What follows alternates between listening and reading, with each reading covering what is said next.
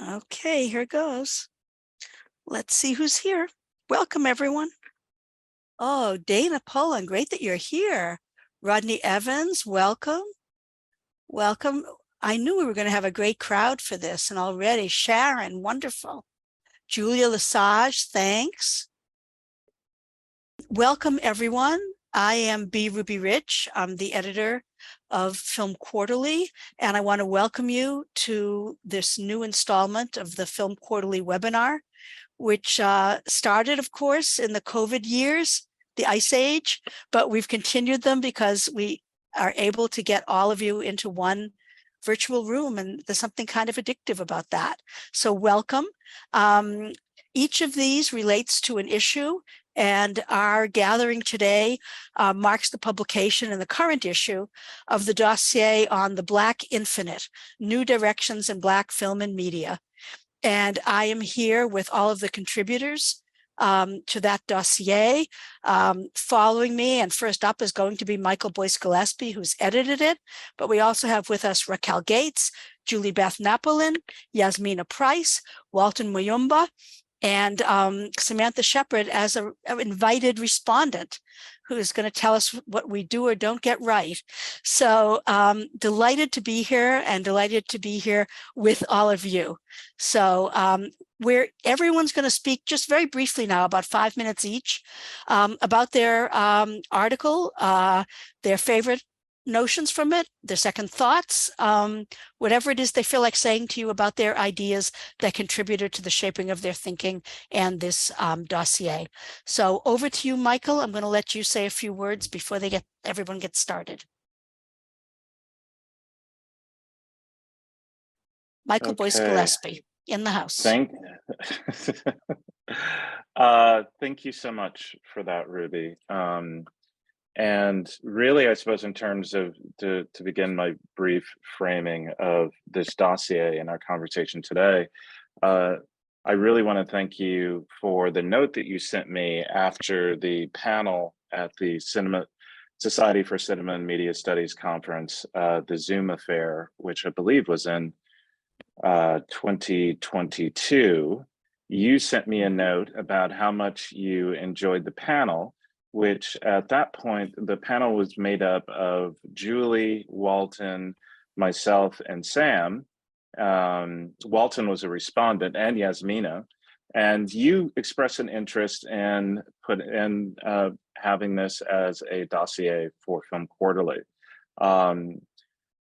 What immediately struck me was the thoughts of the previous dossier that I co-edited with Racquel Gates, Dimensions in Black, in 2016, and especially giving some thought to how especially important and vibrant and really significant the last 15 years has been in regards of thinking about Black film and media studies.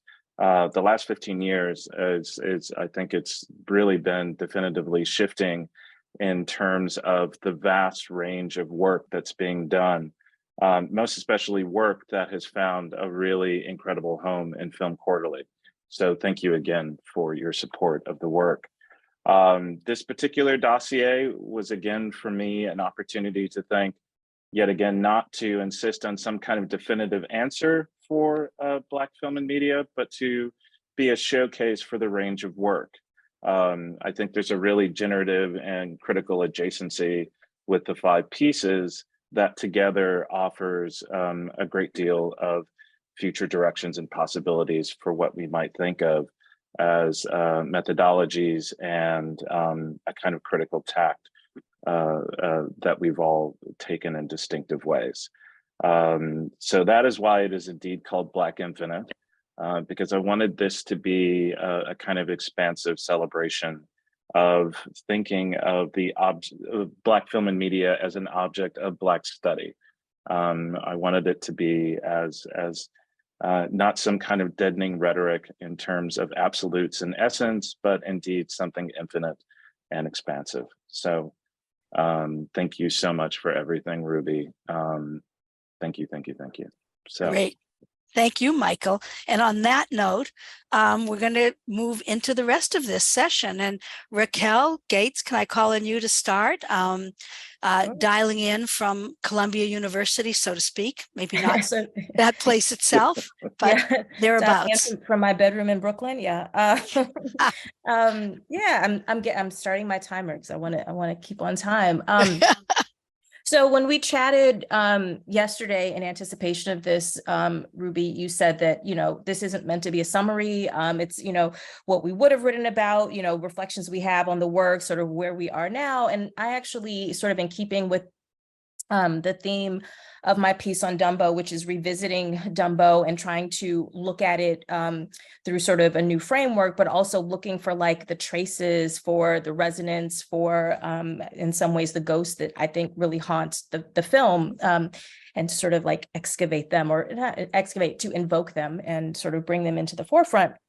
With that in mind, what I want to do is sort of do the same thing in talking about my process and my approach to the piece. When I was kind of going through the various essays in this dossier, one of the things that I was really struck by was how much there's this sort of idea of like the spectral or the ghosts or the things that sort of haunt everything. I mean, it's really clear in everybody's pieces, but I think particularly in Yasmina's and Julie's, I was really sort of struck by that. For me, in writing this piece about Dumbo, it just started from a really personal place, in a much more sort of personal way than most of my other writing has ever started. It was, watching the film with my kids.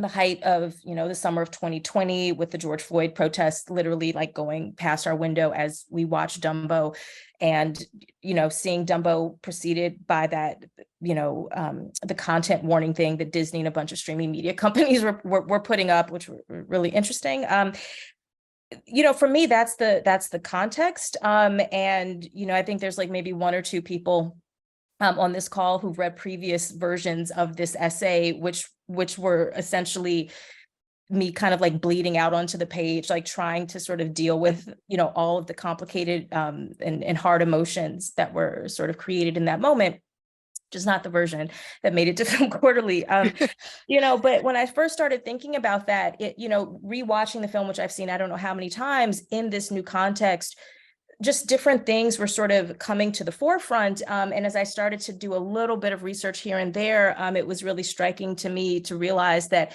some of these interpretations that I thought were just coming from this really personal place inside of me were really supported by the text and really supported by a lot of the research around it. And, specifically the two women who were crucial in shaping the original story and the original illustrations, even though they've been sort of written out subsequently.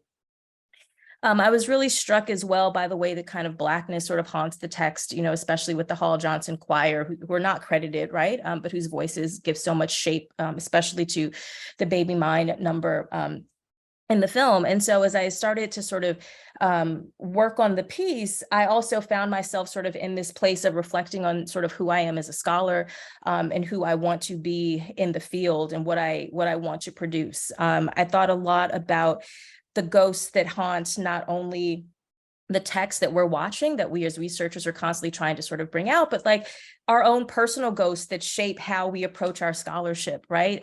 When I read this version in Film Quarterly, I'm sort of in my mind haunted by the previous versions, right? That have not been published and likely will never be published, right?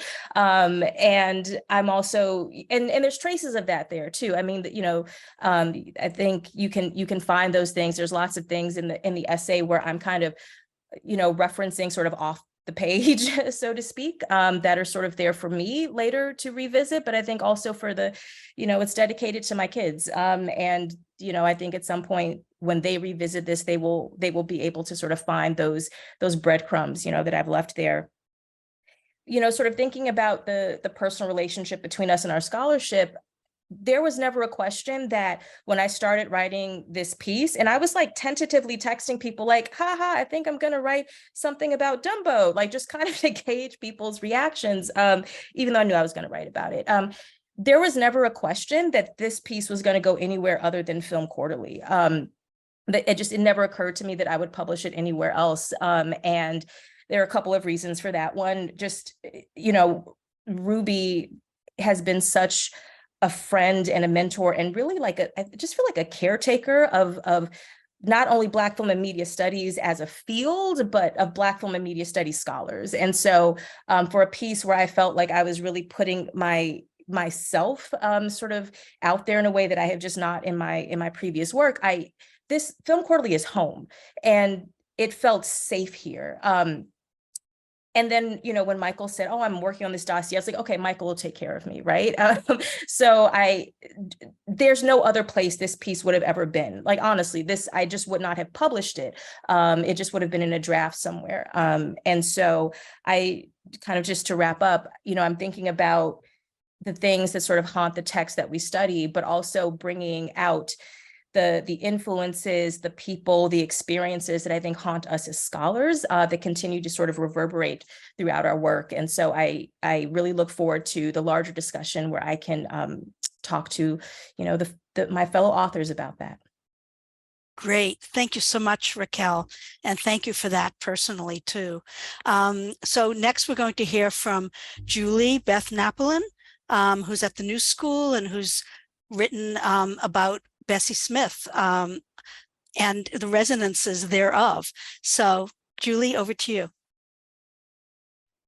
Thank you so much, everybody. It's great to be here. And I just want to echo everything that Racquel was saying about the Ruby worship and just our gratitude to you for shepherding this journal for so long and helping to put this dossier together with Michael. And for me personally, it was a dream come true to be published in Film Quarterly, and something I had always thought about but had never done. So it's remarkable to be here in such amazing company. Oops, I forgot to start my timer. And then Racquel warned us yesterday. She said, you know, everyone does the little preamble and then they forget to include that.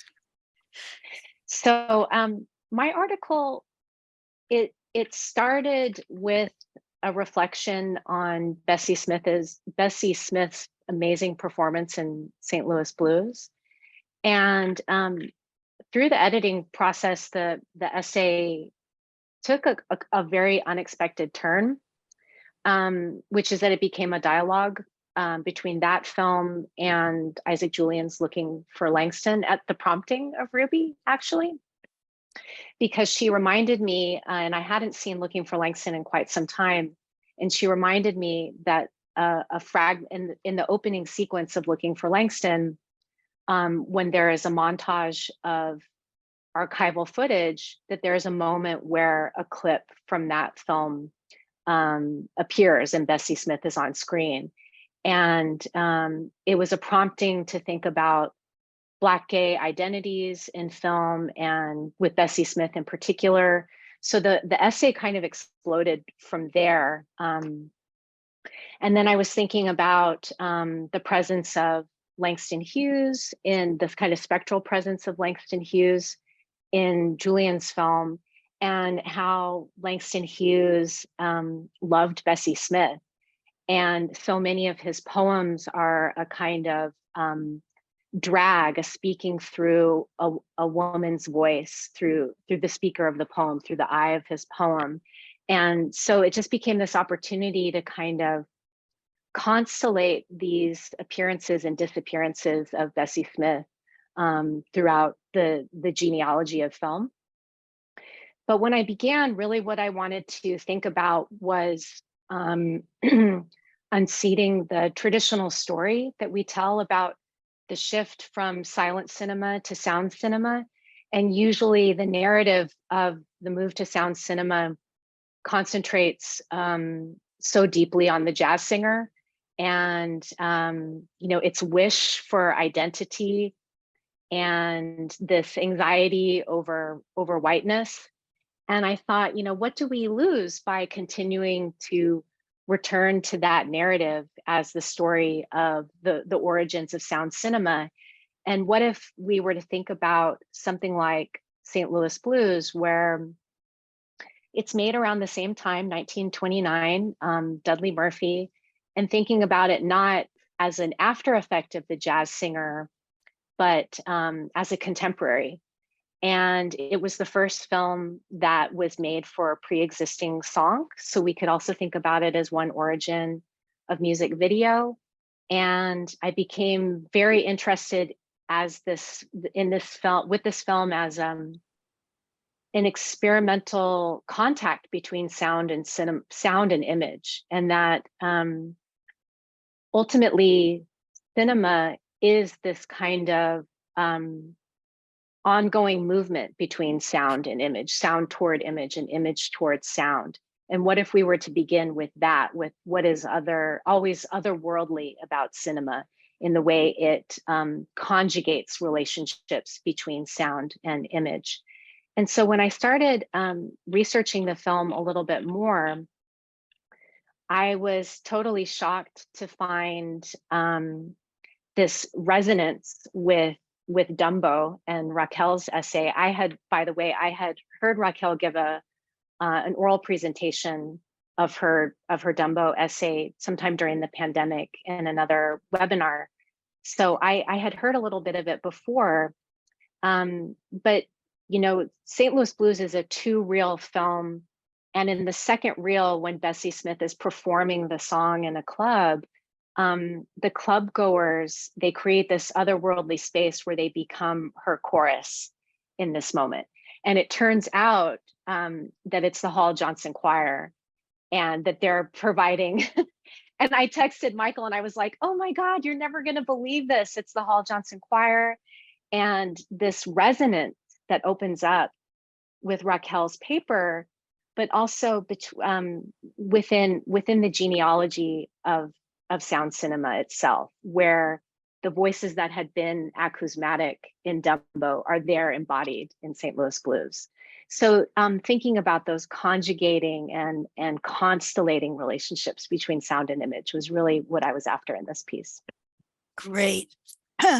Thank you so much, Julie. That's a perfect place to jump in.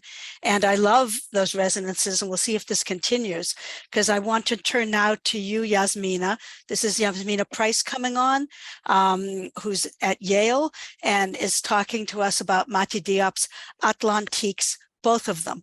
So Yasmina, the floor is yours. Thank you, Ruby. I'm really so honored to be in this container of your caretaking of Film Quarterly, and also I think very much, as is cited in the introduction, in the wake of the dossier that Michael and Racquel put together a few years ago. And that coinciding with when I entered grad school, it feels like that shaped my entry into what Black cinema scholarship could be. And maybe this is something I should keep to myself, but I'm just going to confess that I am now going completely off script compared to what I was say, because I was really moved by Racquel's entry into what haunts your scholarship, and thinking specifically about the feature Atlantique, which I was completely enthralled by, which I think was not an uncommon response to that film. But what I had not thought about until this moment is how that particular experience of a sort of aesthetic possession does map onto the experience that she's tracking of these young people in Senegal who are caught by this mirage of what Europe is supposed to represent as a possibility of something in the wake of colonialism structured by capital, and the way that the film itself is so obsessed with these recurring images of the Atlantic Ocean, which come again and again in different luminosities at different times of day, but especially because the film is attending to the crossings across the Mediterranean, but is named Atlantique, it becomes this accumulated, layered graveyard, this horror that you can't not look at, and is haunted by the history of colonization as much as it is by the history of slavery. And I was obsessed with this film. And I first started playing around with it in right before summer 2020 in a class with Tavia Nyong'o, And then the piece went through a multiplicity of iterations before coming to this final form. But what it was always motivated by was a sort of obsessive devotion, which in a lot of ways is my entry point into Black cinema and Black aesthetics. And I think that there is an enormous force to what Mati Diop performs across these two films, which I read very much through what the scholar Lee Rayford has called a critical Black memory, and the idea of this transformative, infinitely revisable capacity of Black peoples to look through these histories that have been structured through forms of domination that are not our own, but looking at them as an elastic space of possibility and intervention and ambivalence, as opposed to letting them stay in a rigid singular narrative. That, and then of course Christina Sharp's notion of the wake work and the possibility of a specifically filmic wake work, which would draw on the formal strategies that are particular to film, and those different meetings of cinema and sound, a kind of troubling, I think, also of the hierarchy between sound and image, because I would say that's something I didn't think about enormously in my first reading of the film, but have much more in later reviewings, is Fatima Al-Qadari's soundtrack, and how much the sonic is able to hold this very flexible, ambivalent, transcultural, global interconnectedness, and how crucial sound is to what I in the essay once call a fugitive portal, which I think is what these films are, is that they're both a way to lucidly reckon with the anti-Black colonialist beginnings of cinema, but refusing the kind of rigid, I think frequently essentialist, obsessed with authenticity frameworks that would make that task of revision empty when it is in fact infinite. And I think I'll stop there. That was terrific. Thank you. That was really great. I'm going to continue on, as we must, to get the next three speakers on here. And coming up, we have Walton Muyumba, who's joining us from Indiana University Bloomington, and who has written about and is speaking on Raoul Peck's Exterminate All the Brutes, that incredible work. Walton, over to you. Hi, everyone. I have started my timer per Julie's cue. So this piece, I think, came out of a comment from the panel that Michael referenced earlier, where we were chatting, and I can't remember who brought it up first, and I think I seconded it, that Exterminate All the Brutes had been my favorite film of the year that it appeared. Somehow, and this is what happens, we all know this from hanging out with Michael Gillespie, somehow a comment turned into an assignment. And as the dossier was coming together, I was tasked with trying to write about Peck's work. And here's where maybe I'll not talk so much about the specifics of the essay, but actually make it personal, as Racquel has led us off with this kind of turn or charge. Both of my parents are from Congo Kinshasa. And when I first saw Peck's film Lumumba, I was struck that I was getting a piece of my own personal history that I hadn't ever seen on screen before. And since that moment in 2000 or 2001, when I first saw that film, I have been kind of enamored with Peck's work, trying to, if you will, find other elements of myself present there. And what Exterminate All the Brutes actually does is help me graft, if you will, myself onto a kind of Pan-Africanist narrative, which is part of what I think the film is trying to achieve it is participating in what Yasmina was just targeting, this Atlantic narrative that isn't just slavery, but also colonialism. And isn't just Western expansion through the slave trade, but also through the genocide against indigenous people in the West. And that tripartite narrative, I think, is a fascinating way to think about the Black imaginary, that it isn't quite simply about triangulation through the slave trade, but also the way that that slave trade is embedded within another dramatic tragedy of the last millennium's history. And to do what Peck has done by investing in the whole of cinematic history, including his own personal catalog, cut and paste and sample, if you will, throughout that archive, I think is a fascinating project for thinking about what it means to also be a Black scholar of global experience or global Black experience, or a scholar of the Black Atlantic as such, to see that there are always these layered multiplicities ongoing. I think this particular essay is going to be part of a larger project that I'm trying to cobble together that includes dealing with my father's archive. After his passing, I took possession of all his finished and unfinished work. He was a Pan-Africanist, linguist, but ended up teaching in Black Studies programs. And then there's also this unfinished manuscript on John Edgar Wideman's work. So I'm trying to join these two projects together. And the beginning is going to be a short story by Wideman called Fanon, which opens with a description of the opening scene from Lumumba.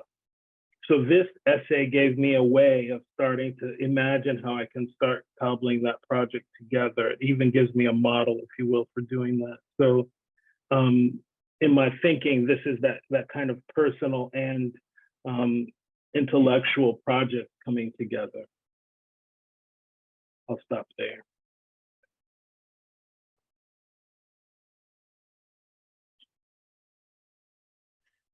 Thanks. Thanks so much, Walton. That was terrific. We're going to move on to our designated major domo here, Michael Gillespie, who is now at NYU and is going to speak a few words, I hope, about tea and the project that entails. Michael, over to you. Okay, my timer started. So the I first saw tea in a really important context of the summer of 2019.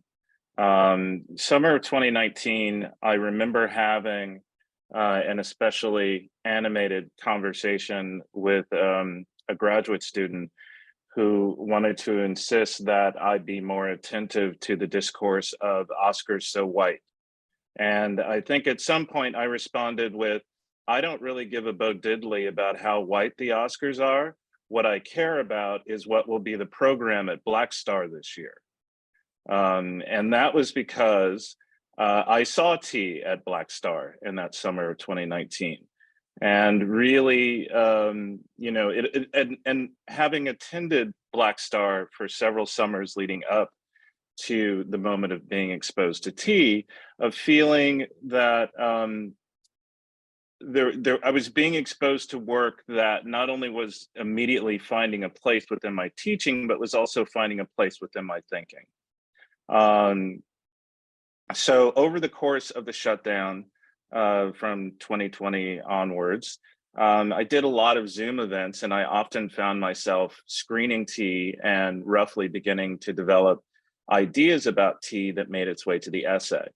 I also was doing a lot of film programming, and eventually got in touch with Keisha Ray Witherspoon, the director of T, and found myself programming the film as a part of trying to think of, well, what does it mean to be a film curator to some degree? But what was really significant for me was continuing some of the work that I had begun in the Dimensions in Black dossier that Racquel and I had put together, where I did a piece called Death Grips, which focused on 3 films, which were centered in their focalization of Black death. But my interest in those films was to think of Black death in terms of the formal consequences, rather than to do more of a content-based reading. And it was that impulse which immediately spilled over to T, for a film which, I remember watching it at the Black Star Film Festival and the conversations that followed, of the various ways in which some people were deeply confused about, indeed, whether it was a fiction film or a documentary film. And for me, that struck me of how there was a particular kind of spectatorial expectation that we have about Black death that I found really riveting and challenging about T. In particular, have the conversations with Keisha Ray Witherspoon were quite helpful, because I found myself wanting to write a piece that was less about demonstrating a kind of mastery of the film, as much about a kind of meaning making or Black making by way of conversation and listening to not only the film, but to the filmmaker. I was particularly also thinking about the ways that, of all the work that we have collectively done in the kind of deeper days of the pandemic, of making sure that work that we have been doing actually finds a way of contributing to our larger sense of the kind of scholarship that we want to do towards the future. I said it before at the start, but really the last 15 years it's just been hot fire in terms of Black film and media studies. And I wanted to make sure, particularly with this dossier, to not only contribute to what I thought has been a very important animating moment for my own thoughts, but to also contribute to this sense that you're only as good as the friends you keep. And I love everyone in this dossier, not only for who they are, but for how they compelled me to be less afraid in terms of trying to pose ever newer avenues to appreciate the art of Blackness. So thank you. Beautiful, Michael, as always, thank you. And now I want to turn to Samantha Sheppard, who's up at Cornell, and who is going to take us through the portal from these individual contributions to our next section of conversation. So Samantha, it's on you. Thank you, Ruby. And thank you all for your opening remarks. I think it's really important to say that I haunt this dossier. That's why I'm the respondent. As an original panelist on the earlier conference conversation, I talked about the late Casey Moore and the women of the LA Rebellion, and unfortunately was not able to get my life to fit the infinite but very finite demands of deadlines in Film Quarterly. But it really is a deep honor to be able to respond to what is, like the word, a limitless, endless, end in space, extent in size, impossible to measure and calculate dossier on Black critical thinking or Black meaning making around these various film objects. I also would be remiss if I didn't say to recognize this for space and place, the late Jessie Maples, who just recently passed. So there's a few things that I want to add, though it feels like anything that I would add would almost be repetitive from the work that you all have already shared and the work that your work has done. But Michael opens up the introduction saying that this is a devotion to the study of Black film and media, which I think is all of his work. And so I want to recognize that this comes out of a deep devotion to thinking through what he has articulated as film Blackness, that many of us have looked at media, television, digital media, different forms of media making with that kind of devotional lens. And so what we see here in this dossier is specificity. Even though the word infinite is operating, it's because it's infinite approaches, there's such specificity to the work and to the approach. And I think it's through that specificity that each of the contributors is offering new lens and new ways to go back and look at the work that they're discussing, but also other work that is similar and different, for commonalities, for dissimilarities, and for through lines. And so this is part of, as many have already stated, thanks for taking my lines, a through line in the work of Film Quarterly that that begins just before Dimensions in Black, but actually begins with Gates's piece on Watermelon Man, which was, again, another chance and opportunity to begin to reshift conversations around legacy works and look at them anew. And look at Black media figures anew. So from that work through the Dimensions in Black dossier that included Kristen Warner, Gates, Gillespie, Monk Payton, and Masood, as well as myself, and the various conversations with filmmakers that have been done, the roundtables for Watchmen and for Underground Railroad, that this is part of a larger constellating conversation that is happening in Black film and media studies, that Film Quarterly has made themselves a fertile and creative ground to let grow and to let shape and to honestly reshift the field to focus on the very central conceit that all of these do, which is it is not enough to know what something is, as Michael reminds us. We must think about what it does. And so the pieces and the conversations and the speculations that are offered throughout all of these want to reimagine a way in which to engage work from the past and work from the present, and the conversation between those kinds of temporalities, the flows and fluidity between past, present, and future. These are lessons that we learn from Black historiography, lessons that we learn from scholars like Jacqueline Stewart, Allison Field, Miriam Petty, and others who turn to speculation in their historiographic works of Black cinema's past. And you all do as you bear on Black cinema's futures. With Gates and Dumbo, she has done something so terribly significant. I don't think she fully realizes it yet, but the scholarship will prove it. Is that with Dumbo, she's given us an opportunity to foreground what I would call Black critical approaches. And resonance is not, of course, just germane to Black people, but when we do it the best, it really becomes us. So the way she has thought about how resonance can reshape conversations that the politics of representation has filled so exclusively, allows for a more nuanced read, and in particular, a kind of way to think about gendered approaches to a study of work. Gendered being how she unpacks ideas of the maternal and the child relationship, her own maternal relationship to the work, as well as to the ways in which the sort of gendered offerings of Dumbo's original producers and production narrative shape how we understand how Dumbo might be seen as a Black character. Julie offers us something quite significant and a move that we see with a lot of work that tells us we need to rethink some of our key consolidating ideas around the relationship between film and technology. And therefore, by looking at sound and image as a racialized formation, we can think about the implication of Blackness and sonic visibility, which again goes back to ideas around the sonic that operate within Gates. And in doing so, it animates, again, a gendered history around Bessie Smith, but also a sexualized history in terms of bisexuality and the conversation between, again, the past and the future.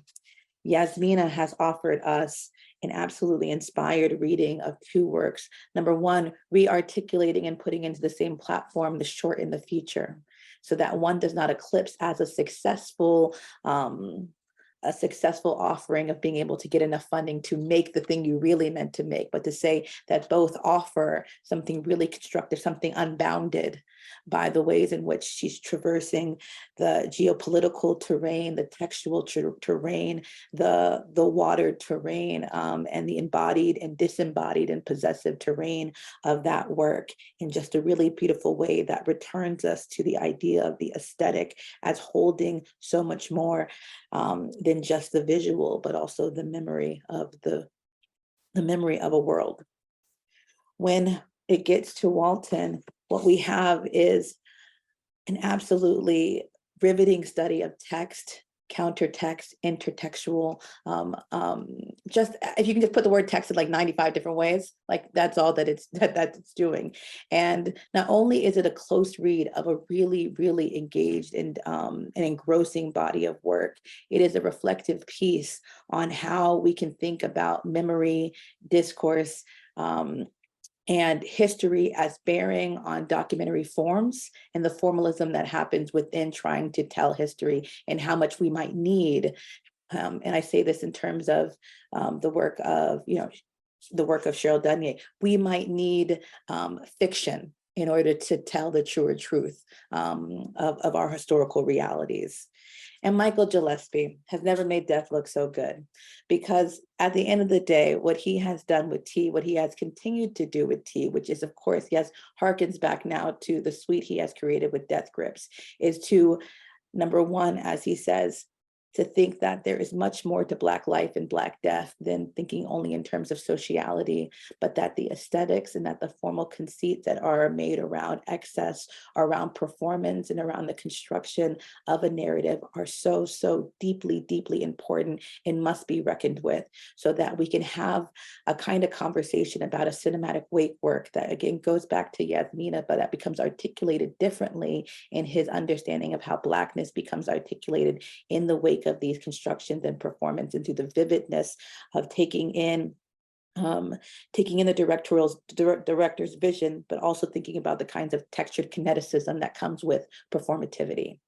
And across all of these works, what we have is a reminder and a rejoinder back to the dynamic duo Gates and Gillespie's Reclaiming Black Film and Media Studies, which is, again, is to say that the work is done here, the work is done in the work, and the work is done in our field about these objects of Black study in these really dense and dimensional ways that can animate histories, theories, and approaches that says Blackness is at the center, because it was Gillespie who did remind us that Blackness is the world, Blackness is everything. Thank you. Thank you, Samantha Sheppard. That was fabulous. And I think everyone will try to now rise to the level of what you've just had to say, because you've just lifted us all up. That was beautiful. And I just, before we start the exchange, I just want to say I was very moved by your noting that Jessie Maple had passed, which I did not know. But back in the 1980s, when I was running the film program of the New York State Council on the Arts, I used to go up to Harlem to meet with Jessie because we were funding her film series that she was doing up there, the 16mm film series. So it just kind of took me back in an eerie way. So thank you for that. And now I want to open this up because you've provided so much fertile ground for re-entering all of this work. And just wondering who wants to speak first, because this is going to be a free-for-all for all of you to respond to Sam's responses and to each other. And who dares to go first? Anyone at all? Can we have a weeping break? I mean, Yeah. I mean, I didn't have any damn tissues with me by the Yep. computer. So Yep. thank Yep. you, Sam. and you do haunt this dossier, but there will be other dossiers for damn sure. So I suppose I would just to throw something out, was there, in terms of what was perhaps something significant that you discovered about just kind of future directions that you want to pursue in your own work? How did this piece help to get you to perhaps a place on the horizon that we're excited to see you get to? Yeah, and to each other's, because I think this is a great chance to be able to speak to each other, which we don't get, all that much. And because the audience is going to start being like, I want to say something too. Audience, be aware that you can post questions into the Q&A and you can make comments into the chat.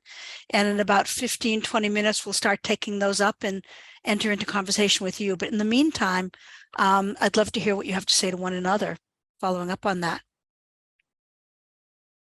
And if you don't say something, I'll start calling on you. Yeah, great, Walton, go ahead. I'll jump in. Yay. What I didn't get to say in my 5 minutes is a grand thank you to you specifically, because I think you, just like Julie, helped me see something that I hadn't seen in the piece through your edit. And I feel also really deeply honored to be in this company, because I'm coming from outside the tradition, so to speak, although in my kind of educational background, when I was an undergraduate at IU, I studied film with Gloria Gibson Hudson and Phyllis Klotman, who at different stages while my parents were students at IU was my kind of babysitter a little bit. So in some ways, like finally publishing in Film Quarterly is a long kind of personal trajectory. But in terms of what Michael's asking us to think about, he gets me into a lot of really fascinating food and drink situations, and also which then become great intellectual situations. And really the work that I have been doing alongside him through our roundtable on the Underground Railroad, and now this dossier has put me in conversation with Samantha and Julie and Yasmina and Racquel in really fascinating ways. And in some ways, speaking of all these layered kind of textual or multi-textual work, it's like this is Peck's film is a blues film. The blues is all over that work. It is a haunted work, but it's also about what Hollywood films have done to us as viewers and thinkers about Blackness. And so throughout, you see some of the stuff he's sampling, not only classic Hollywood live action, but also animated works show up. And then also the hauntedness, as I mentioned earlier in connection with Yasmina's piece, the way that Peck, I think there's an interest in, and maybe this is another direction I'll go in eventually, but I think there's a really interesting conversation between the Atlantique, Peck's films, and what Alice Diop is doing. And somewhere behind there is something like, I think, just in my imagination, something like Maldoror's Sambisanga, that all of that work is working on me now and helping me think about what I'm going to do next in terms of my ongoing study of Black film internationally. So I just feel like this is a great new direction for my own work and my own thinking and putting my critical skills to work in a new way. So thank you to you and to Michael for bringing me into the fold. Great, Walton. That's such a wonderful idea to keep in mind, of the idea of how we're being taught by these texts. So I really appreciate that. Can I jump in with a? Sure, please. Well, to answer Michael's question, like what I discovered kind of in the research of this is that I was like, I don't know how interested I am in films and filmmakers as much as I'm interested in how people watch. That was sort of my thing. I kind of arrived at the very end, and also just realizing as I was writing it that I'm really, I don't want to say bored, but like feeling a little itchy for playing around with some new theoretical approaches. And so that's sort of, it was really productive to write this piece because it gives me some energy and some excitement, about where the subsequent work will kind of go, right? Especially feeling like I've been freed from one thing and, get to kind of dream new possibilities. So that's my kind of answer to Michael's question.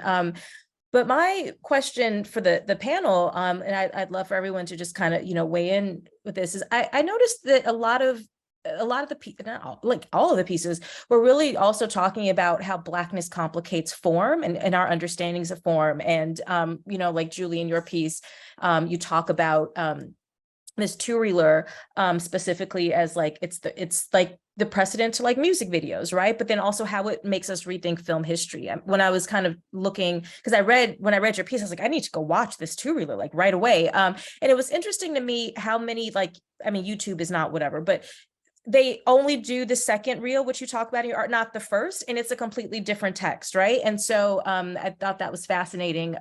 Yasmina, you talk about Diop's sort of influences, whether it's her uncle or whether it's like Claire Denis. And I thought a lot about like legacy and how filmmakers situating themselves ideologically, aesthetically within these legacies in some ways stands in really as a nice kind of antidote to like the domination of like Western form, right? And then in Walton's piece, you talked about like the Western and how cinema is typically sort of used to tell the stories of the people who won, right? And then obviously, exterminate all the brutes doing something like antithetical to that. And Michael, just in your comments, you mentioned how, during the screening of T, folks were confused about whether it's a fiction film or documentary, right? So I was just hoping that people could offer whatever thoughts they might have about like the ways that writing these pieces or form gets complicated when we start centering Blackness as opposed to analyzing Blackness with form as sort of our, allegedly race neutral kind of like default. These are such great thoughts, Racquel. Yasmina, can I come to you and get a response from you? Yes, thank you. This is responding to you, Racquel, and also in the space in between what Walton, you said, because what I found myself thinking about as both of you were speaking is the question of legibility. And one of the things that occurred to me is that in a way, Black cinema starts as African cinema. And there's a shift at some point, because the first time that Black people are behind the camera is in the 60s, in the wake of colonization, when things like the Laval Decree are lifted and they are legally allowed to have a camera in their hands. Racquel, what you were saying about reception makes me think a lot about cultural legibility when the framework is Blackness, when it's not Blackness counterposed to whiteness, when it's not the colonized subject compared to colonization, but when Blackness in all its pluralities, that's the latitude that we're given. Is that I remember watching Dumbo on VHS as a child in Niamey. My mother's from Niger, and I would never have been able to read for that form of racism. I would not have been culturally attuned to minstrelsy, even if I was old enough to be able to read it.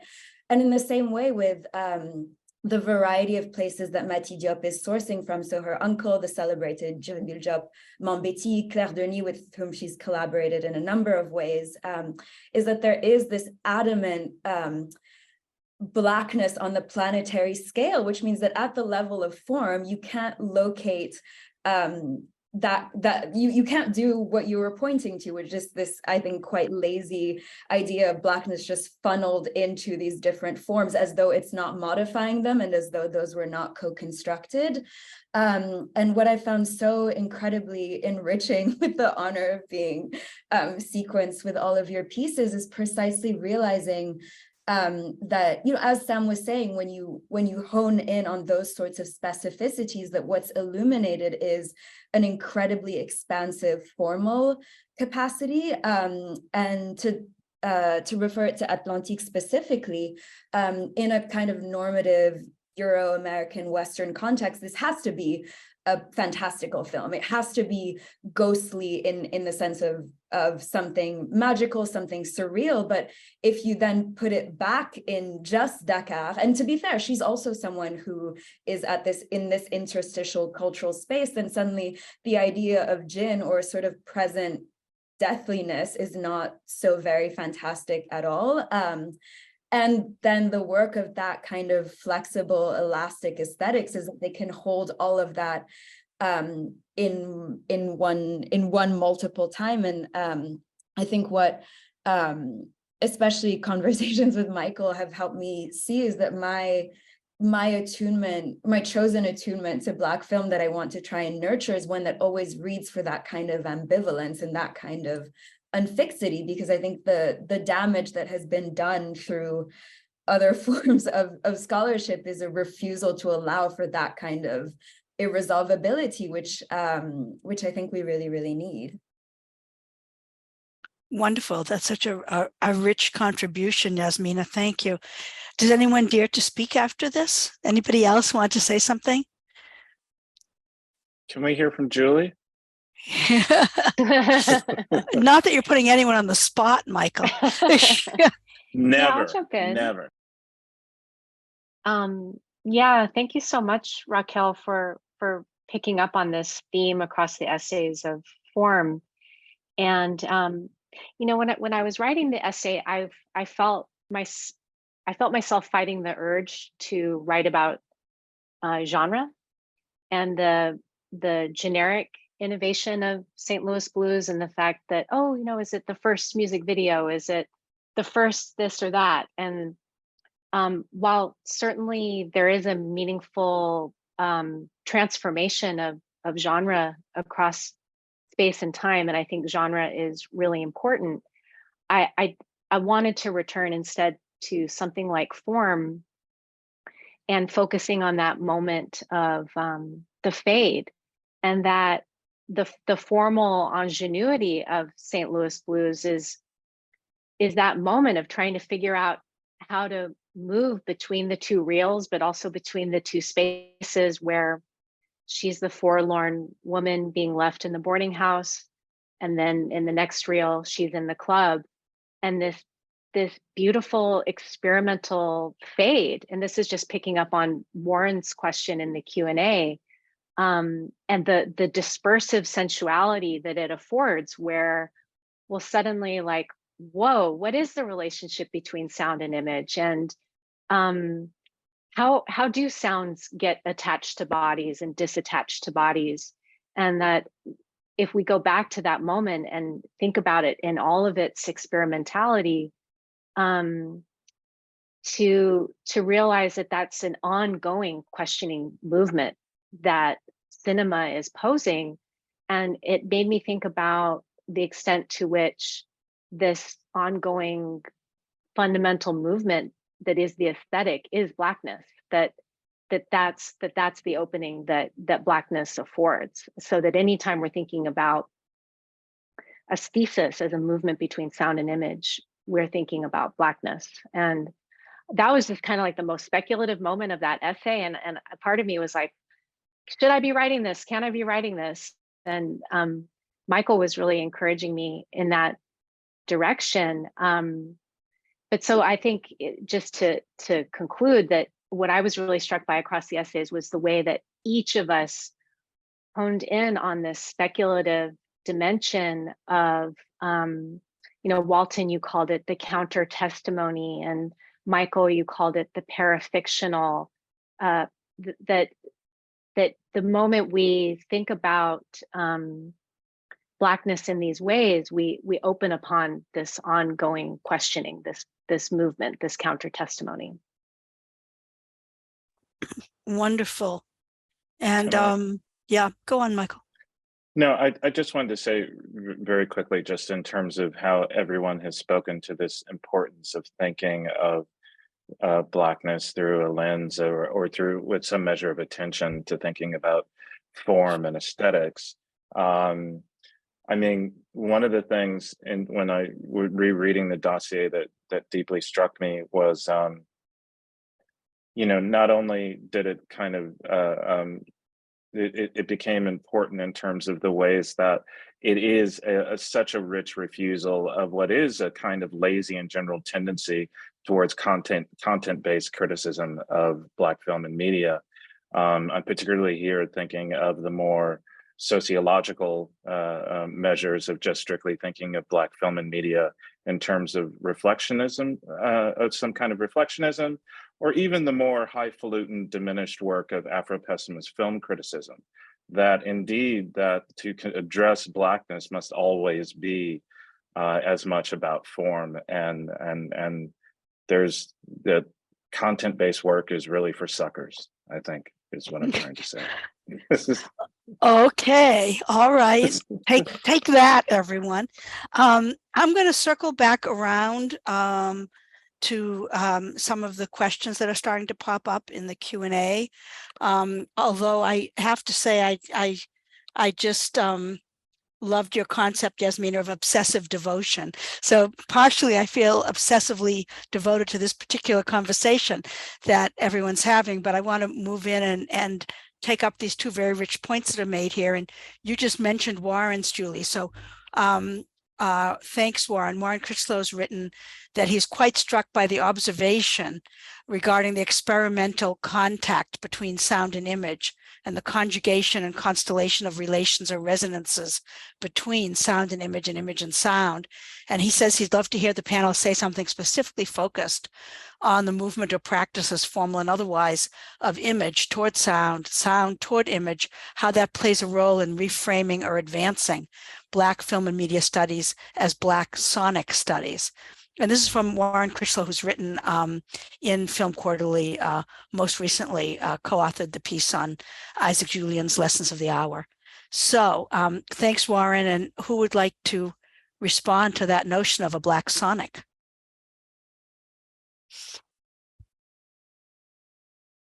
I think he may have answered his own question in part, but I'm sure you all have more to say. You're all muted, so just unmute and dive in.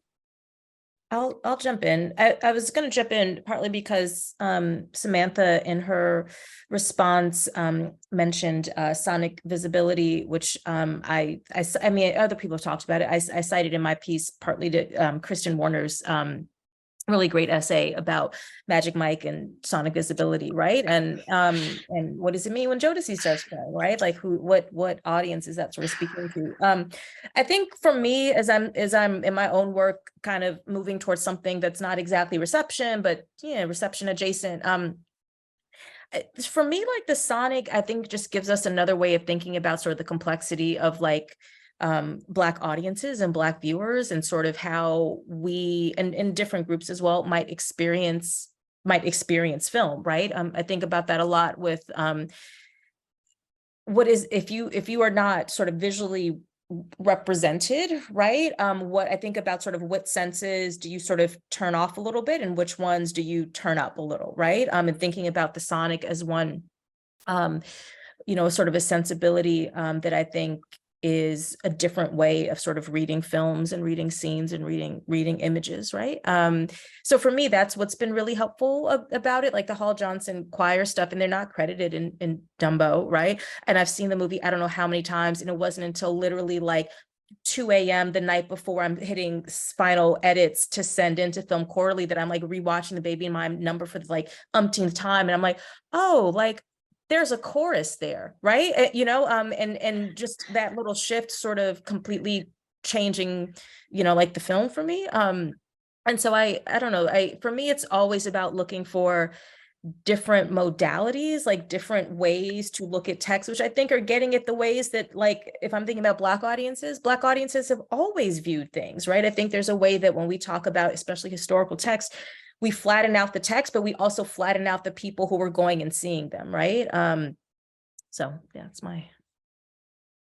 I might just respond to add one small thing, that I think the relationship that Warren is saying between advancing Black film and media studies is Black sonic studies, is that a lot of Black film and media studies has engaged, particularly the relationship between performance and music. And so it's quoted in the work here, like Arthur Knight's Disintegrating Musical, but the history of Black cast musicals being some of the first really focused on media text, the Hallelujah, the Nina Mae McKinney's Dance, the relationship between Black dance and Black sound, that those things have been really significant, or all the way to the 90s, and the roles that the soundtrack plays in relationship to the text. That I think that these are co-constitutive elements that I think that each of these pieces are, or a lot of these pieces are trying to reanimate in their approaches, in the ways that we have, I wouldn't say ceded ground to image, but how we have at times become obscured by the visual. And I think that the reminder of this relationship is really key throughout all of these works, who bring us back to the analog, or to the choir, or to the resonances, or to the source material, or to the blues. I love this emphasis that you're bringing, Sam. Does anyone want to expand on this before I go on to the next question? Yeah, Yasmina? I just want to bring up Julie Dash's 1982 film Illusions, which I think is such a stunning test case of these kinds of questions, which is a film centered around a Black woman who's an exec in Hollywood, but also the story of a white actress whose singing voice is being provided by a Black woman. And that kind of really fraught play with embodiment, it's gendered valences, Black women being both the most hyper visible and the most invisibilized subject position. And the way that sound becomes this intensely troubling function, because vocality and tonality in speech are raced, but and Sorry to Bother You is a more recent film that attends to that, but that we know that there is no biological firm authenticity to that, yet that is the offered framework. And in that film specifically, I think it also does such gorgeous work of marrying that to the concerns that Walton is attending to in his piece, in that question of rewriting history, in that case specifically rewriting Hollywood history, but I think also the larger one of the tasks also of Black film scholarship is this sort of critical historiographic labor, which gets metabolized through sound in, I think, particularly disruptive, fugitive, and unstable ways. Oh, that's fantastic. Yeah. I just wanted to give a shout out to a piece that I've been revisiting around this question a lot lately. And it's a piece by Chip Linscott. I'm trying to rush to find the title, but I can't, but I'll just quickly summarize it. Chip Linscott makes an argument about the legacy or surrounding readings of William Greaves's Symbiopsychotaxoplasm exclusively in visual terms. And he makes an incredibly rich and necessary intervention to demand that we be as attentive to the listening to that film as to our watching of the film, and how that kind of sonic element of sonic rendering of Blackness, whether in these terms of sonic visibility or sonic visuality, is a crucial element of the film that's often ignored. Oh, very good. Yeah, a great example. I would add, and this is to kind of touch on Dana Paulin's question about haunting. Do you want me to read the question first, Walton? Because I haven't shared it yet. Let me do that, and let me come back to you as the first response. Dana Paulin wrote, I've just put it in the chat, that he has a really big question, maybe too big, that many of the panelists, at least three, have made reference to haunting or ghosts. And Dana asks, why do we turn to hauntology so much in our current critical moment? And he's just wondering if there's something about about Black film and media and studies for which the idea of haunting is particularly pertinent. So over to you, Walton. Start the response with you. Thanks.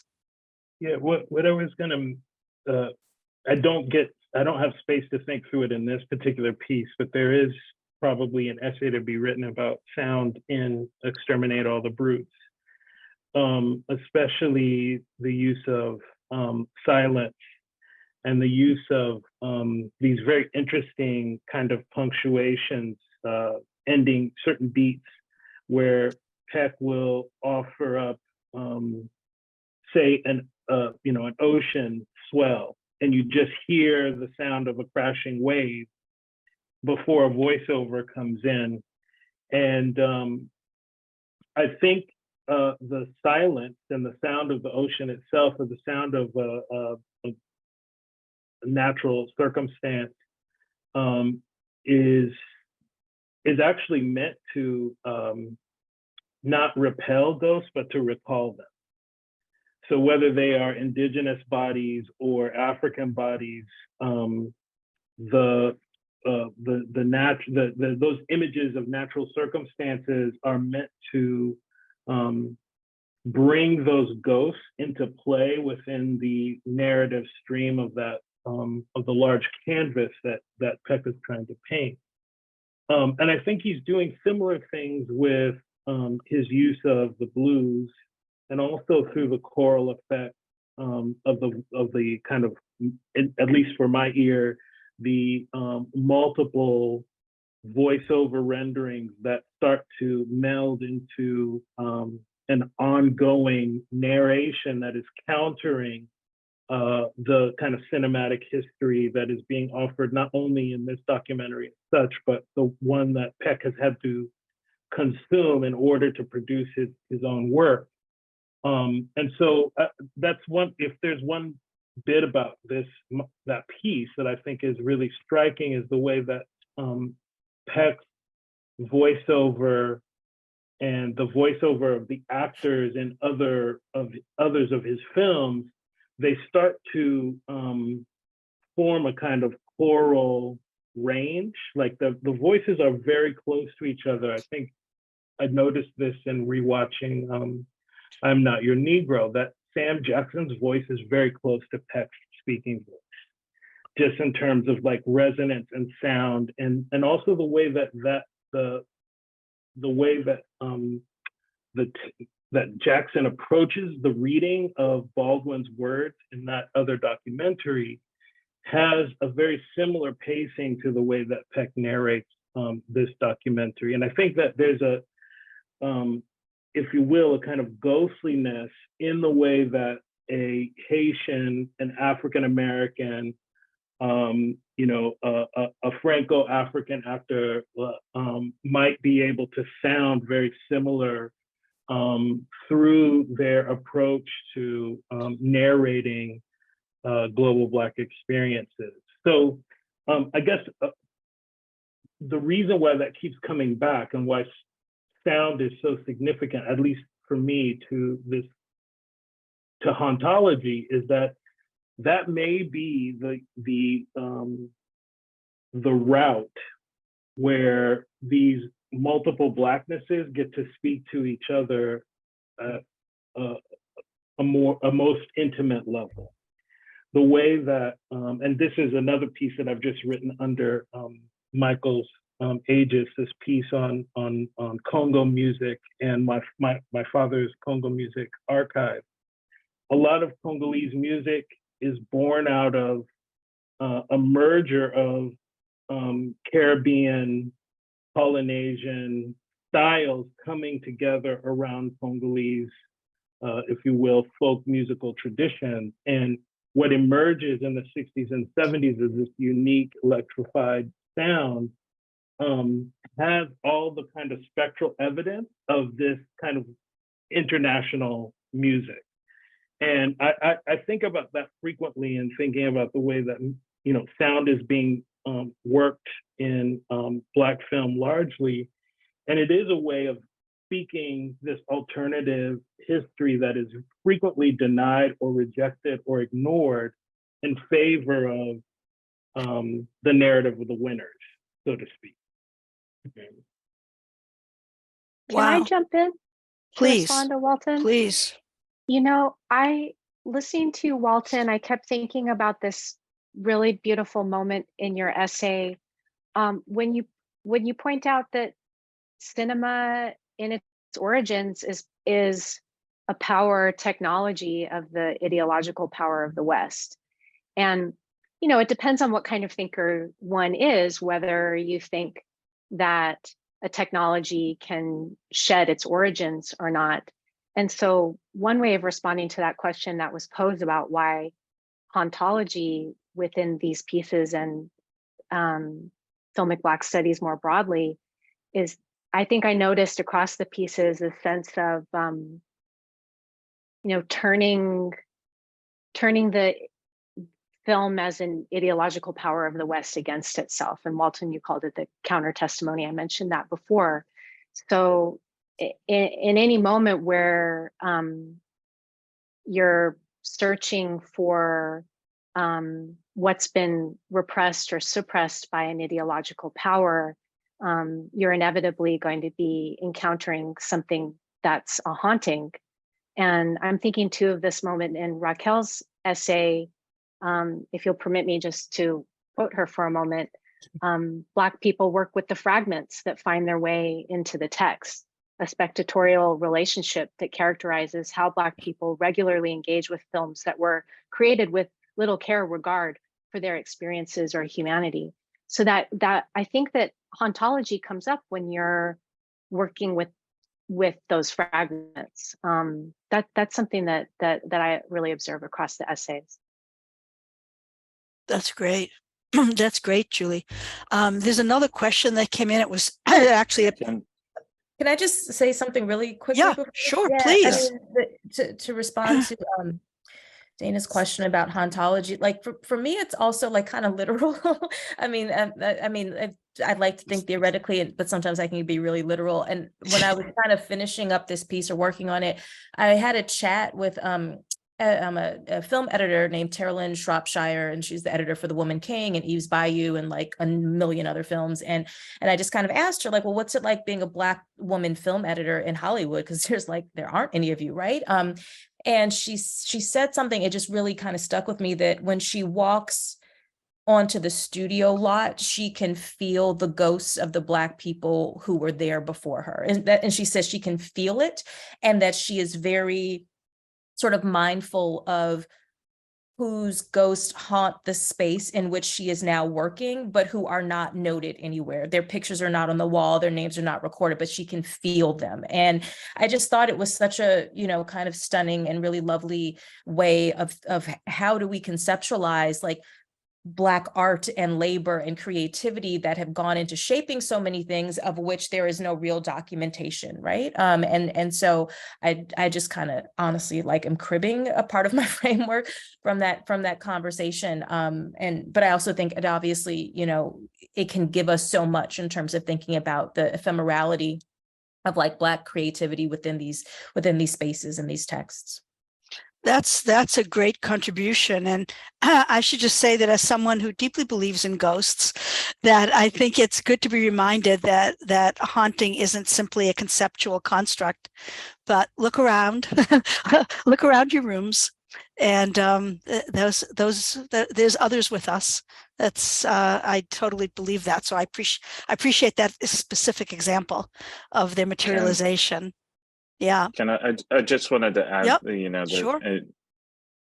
Because hauntology and haunting and really just the larger sense of the improperly buried has been on my mind a lot lately. Mm-hmm. And that has taken me a lot to Mark Fisher's work. Mm-hmm.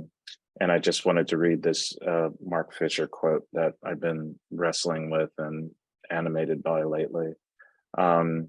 When the present has given up on the future, we must listen for the relics of the future and the unactivated potentials of the past. And so rest in peace, Mark Fisher, but you're still here. Yeah.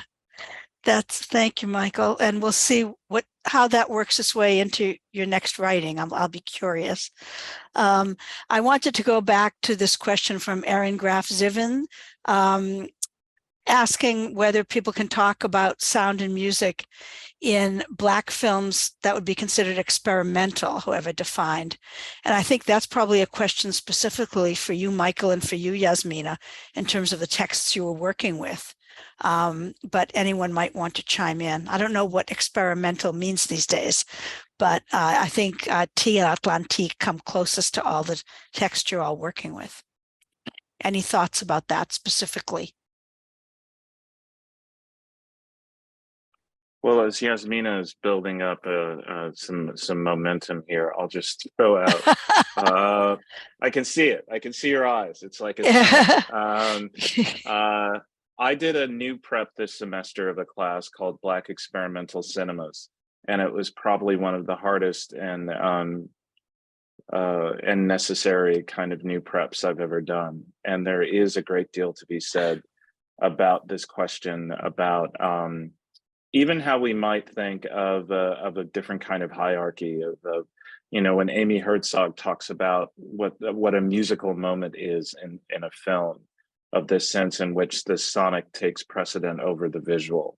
That's something that I find exceptionally prevalent in what we can think of as a brand of Black experimental cinema.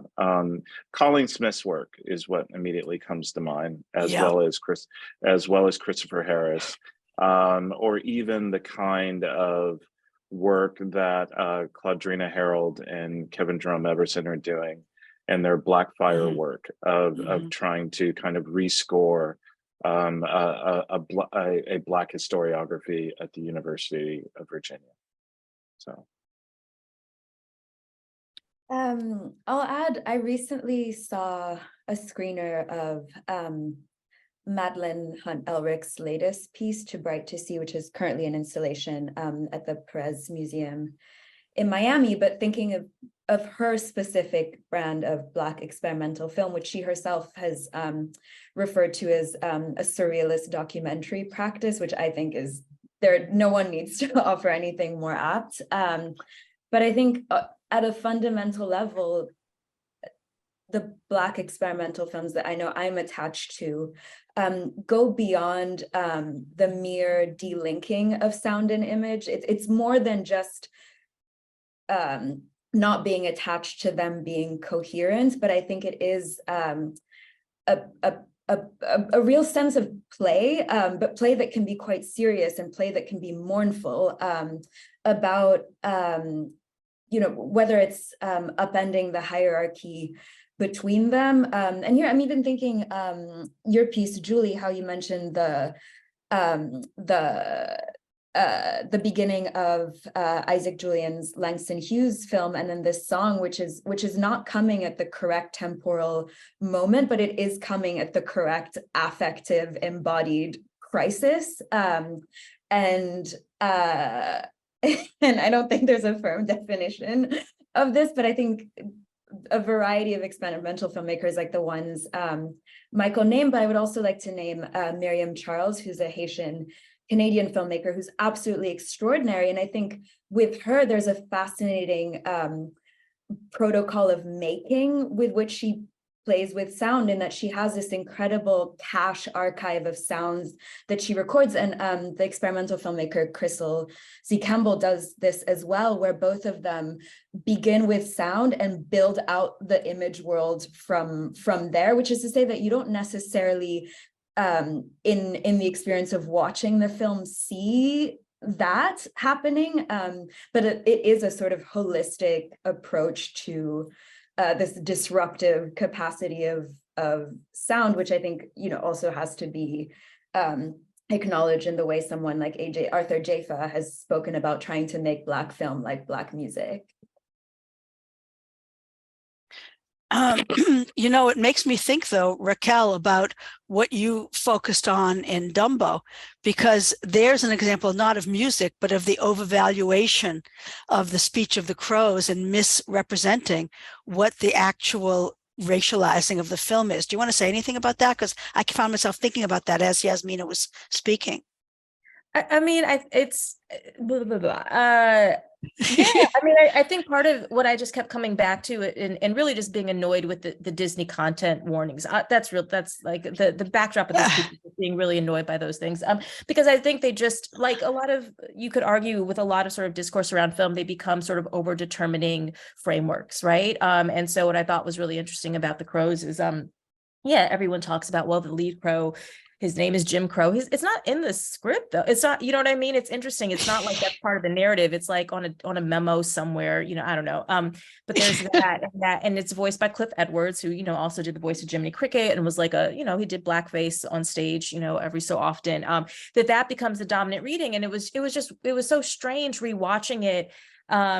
And saying, wait a minute, that's Nicodemus Stewart, like literally being, and if I, watching this in 2020, as somebody who did not grow up, you know, as where I would have seen Nicodemus Stewart, like on my television or at the movies on a regular basis, if I recognize his voice, right? If I recognize a bunch of the Black performers' voices, just as somebody who watches a lot of Black movies, you know, what did that mean for Black audiences, you know, at the time of Dumbo's release, who absolutely would have known who those voices were, and how their reading and you know, thus my reading of the film is like, I think they're doing Black Southernness. And yeah, Cliff Edwards is kind of like lapsing into his minstrel thing, but like also maybe who cares about him, right?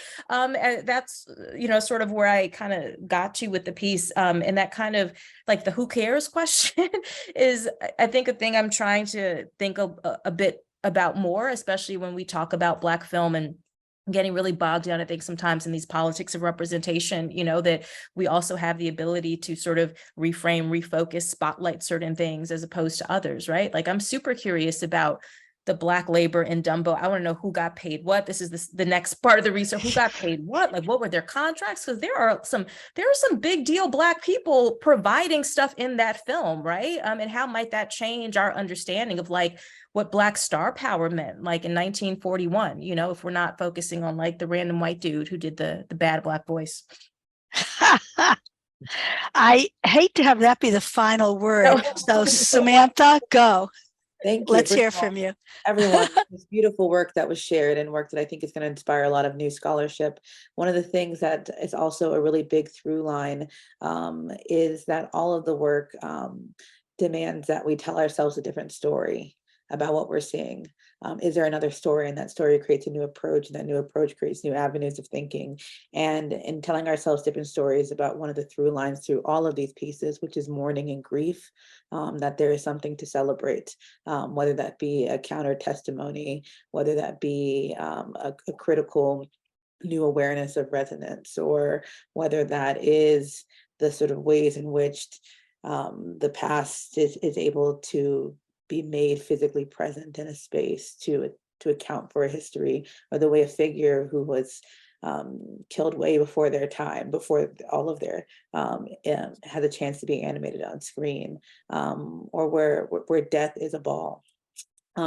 Is that in Black grief and Black mourning and Black past and Black loss, there is so much future, so much possibility, and so much to celebrate and learn from if we look to ask or tell a different story of the work.